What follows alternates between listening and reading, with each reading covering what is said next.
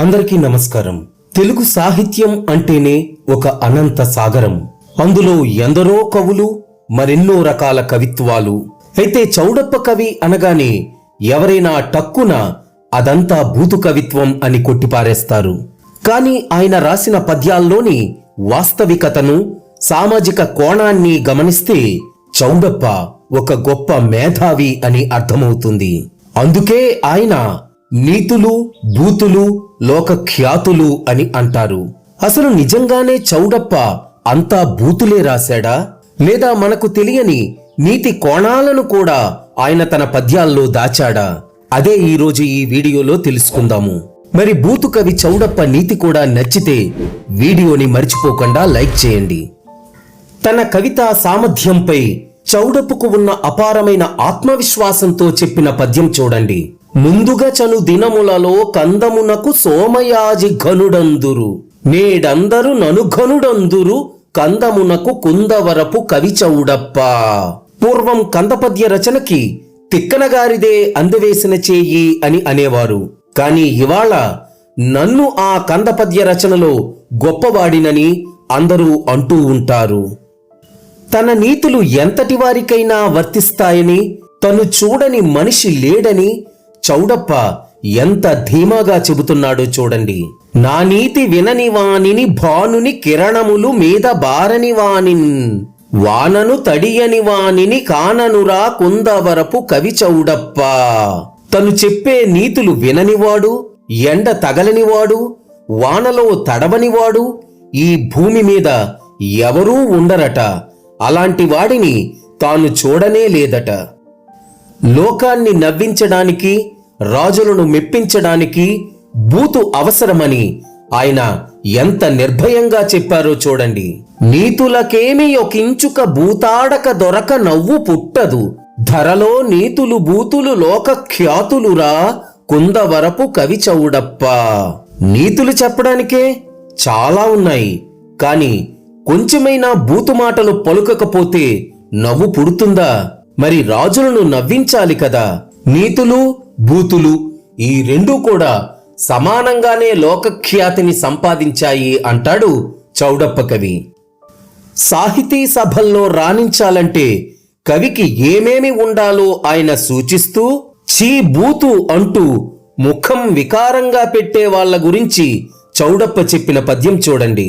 10 నీతులు 10 బూతులు 10 శృంగారములు కల్గు పద్యము, సభలం చదివినవాడే అధికుడు కదరయ్యా కుందవరపు కవి చౌడప్ప.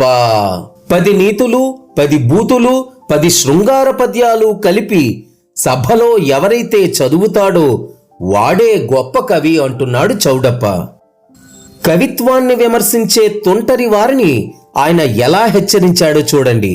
వేడుక పడి వినవలెనా తోడు కవిత్వంబునైనా, తులువ నలువరన్ గోడిగము సేయువాడే గాడిదరా కుందవరపు కవి చౌడప్ప.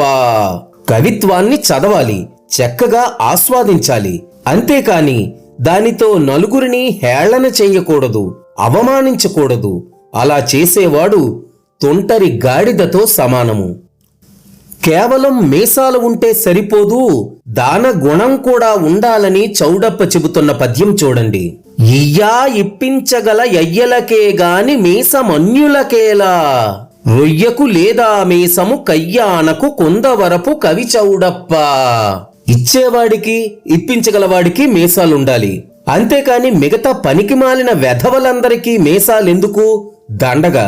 రొయ్యకు కూడా బారెడు మీసం ఉంటుంది, కాని దానివల్ల ప్రయోజనం ఏముంది? మాట తప్పే వారిని చౌడప్ప ఏ స్థాయిలో విమర్శించాడో చూడండి. మునుపాడి వెనుక లేదను పెనుగొంటె గులాము నోరు, పీతిరి గుంటే అని ఘనుడు సత్యవాక్యమే కనవలెరా కుందవరపు కవి చౌడప్ప.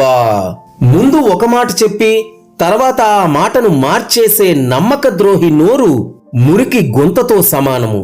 నిజమైన ఉత్తముడు లేదా గొప్పవాడు ఎప్పుడూ కూడా సత్యమైన మాటలనే గౌరవిస్తాడు అని కవి చౌడప్ప ఈ పద్యం ద్వారా స్పష్టం చేశాడు. కవిత్వంలో గొప్పదనం ఎలా ఉండాలో వివరిస్తూ చెప్పిన పద్యం చూడండి.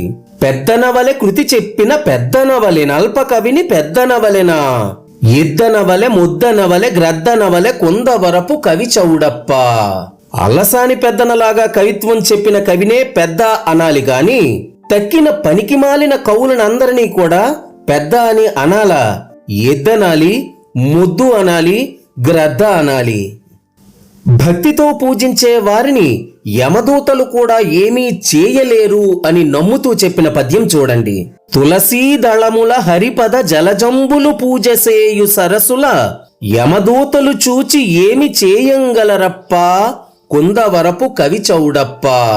హరి పాద పద్మాలను తులసీ దళాలతో పూజ చేసేవాడిని యమదూతలు కూడా ఏమీ చెయ్యలేరు అని చౌడప్ప కవి నమ్మకం.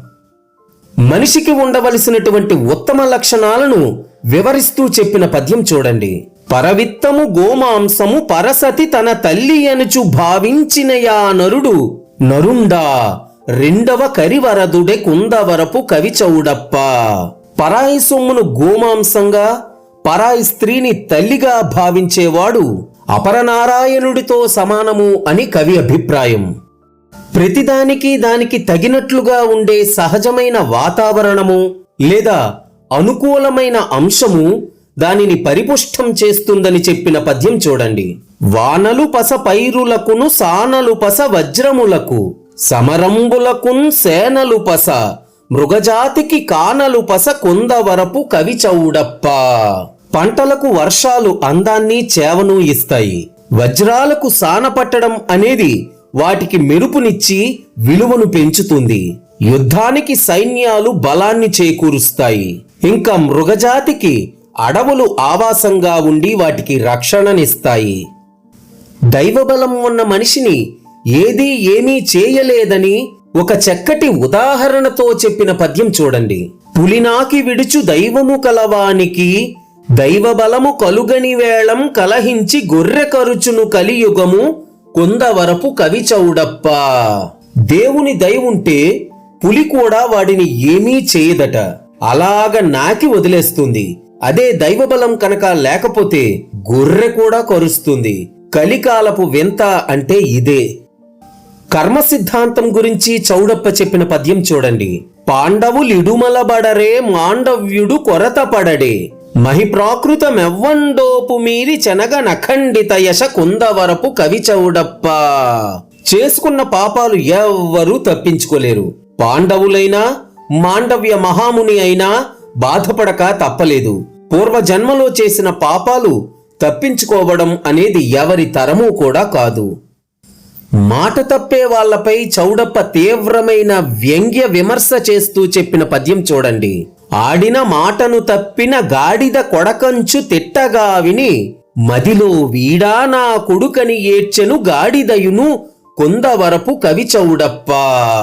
మాట తప్పిన వాడిని గాడిద కొడుకా అని తిడితే గాడిద కూడా అయ్యో వీడా నా కొడుకు అని బాధ కలిగి ఏడ్చిందట.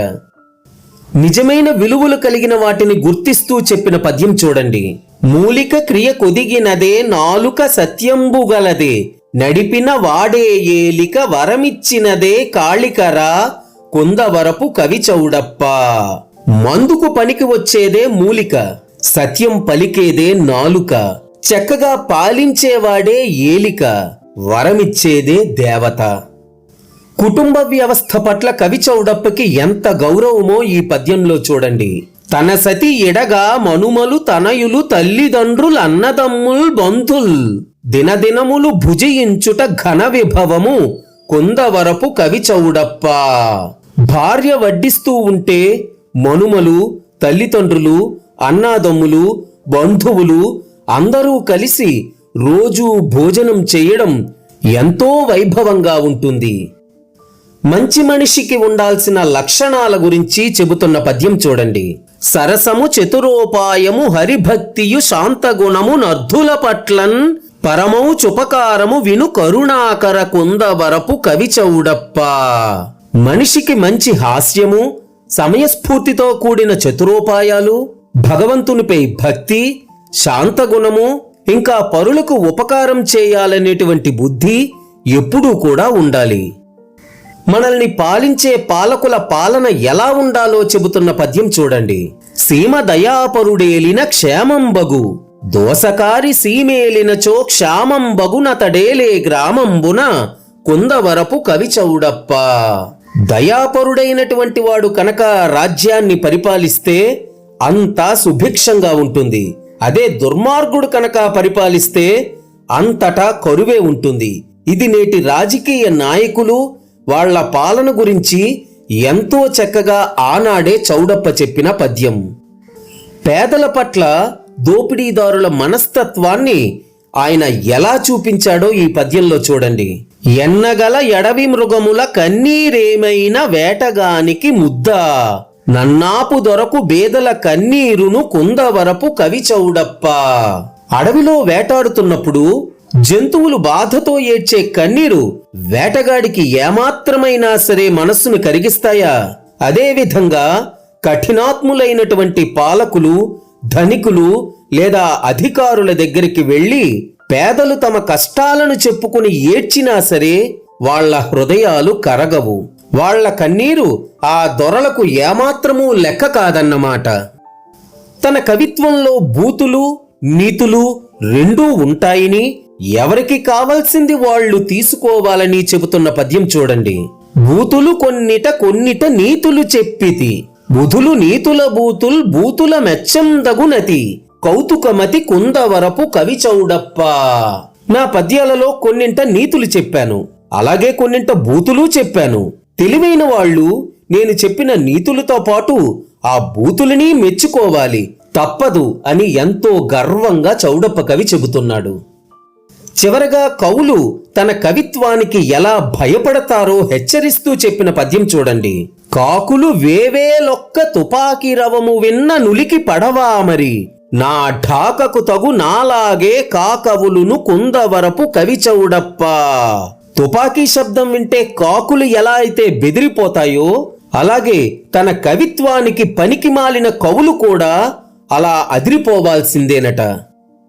విన్నారు కదా బూతు కవి అని చెప్పుకునేటువంటి చౌడప్ప కవి నీతి పద్యాలు.